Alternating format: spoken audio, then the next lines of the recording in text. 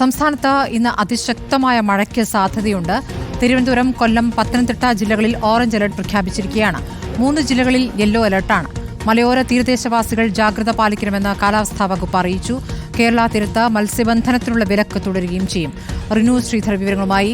റിനു, ഇന്നിപ്പോൾ മഴയെന്ന മുന്നറിയിപ്പ് ഇന്നലെ തന്നെ ലഭിച്ചതാണ്. പല ജില്ലകൾക്കും റെഡ് അലർട്ടും ചില ജില്ലകൾക്ക് ഓറഞ്ച് അലർട്ടും യെല്ലോ അലർട്ടും ഒക്കെ നൽകിയിട്ടുണ്ട്.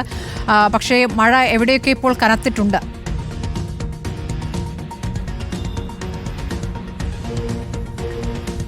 സ്മൃതി, മാന്നാർ കടലിടുക്കിന് മുകളിലായി സ്ഥിതി ചെയ്യുന്ന ന്യൂനമർദ്ദമായി മാറിയിട്ടുണ്ട് എന്നുള്ളതാണ്. അതുകൊണ്ട് തന്നെ താരതമ്യേന ഇന്നലേക്ക് അപേക്ഷിച്ച് ഇന്ന് മഴയ്ക്ക് ശക്തി കുറയുമെന്നാണ്. എങ്കിൽ പോലും 3 ജില്ലകളിൽ ജാഗ്രതാ നിർദ്ദേശമുണ്ട്. ഓറഞ്ച് അലർട്ടാണ്. തിരുവനന്തപുരം, കൊല്ലം, പത്തനംതിട്ട ജില്ലകളിലാണ് നിലവിലിപ്പോൾ ഓറഞ്ച് അലർട്ട് പ്രഖ്യാപിച്ചിട്ടുള്ളത്.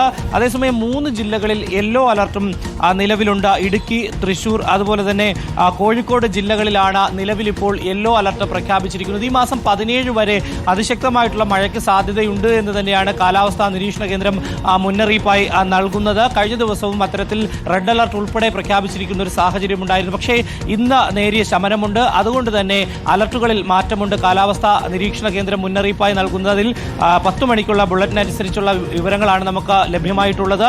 ഇനി 1 മണിക്ക് കാലാവസ്ഥാ നിരീക്ഷണ കേന്ദ്രത്തിന്റെ അടുത്ത കൃത്യമായിട്ടുള്ള ബുള്ളറ്റിൻ വരും. അതിൽ മാറ്റമുണ്ടാകുമോ എന്നുള്ളതാണ് നോക്കിക്കാണേണ്ടത്. എന്തായാലും നാളെയും മറ്റന്നാളും എല്ലാ ജില്ലകളിലും ഗ്രീൻ അലർട്ടാണ് നൽകിയിട്ടുള്ളത്. 17-ാം തീയതി 4 ജില്ലകളിൽ യെല്ലോ അലർട്ടും നിലവിൽ റിപ്പോർട്ട് ചെയ്തിട്ടുണ്ട്. ശരി, റിനു ശ്രീധറാണ് വിവരങ്ങൾ നൽകിയത്.